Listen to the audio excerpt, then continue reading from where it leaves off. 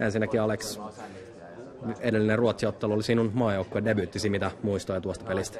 No, kaiken puoli huono tietenkin. Hienoa, että teki debyytin, mutta joutuin aika nopea pois kentältä, kun loukkaantui ja lukemat oli aika rumat silloin. Tällä kertaa Ruotsilla todella kova panos, Suomella ei niinkään. Kummalle se on etu? No varmaan meille, että me pelataan kotona ja Ruotsi on pakko voittaa edes, jos ne haluaa pitää haaveen elossa, että me pääsee jatkokarsintaan. Me ollaan vähän kiusaajan roolissa, se varmaan sopii meille.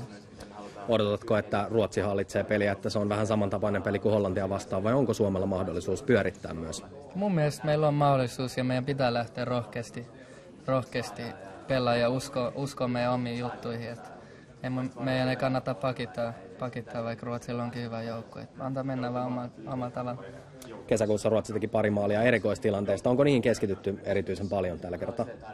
No ei oikeastaan, että meillä oli paljon henkilökohtaisia virheitä siinä Ruotsin pelissä. Että se ei sinänsä ollut niin huono peli, mutta oli pari emämunausta silloin. Että tällä kertaa pitää saada ne pois ja pelaa tiivisti joukkueena, niin mä uskon, että meillä on hyvät mahdollisuudet.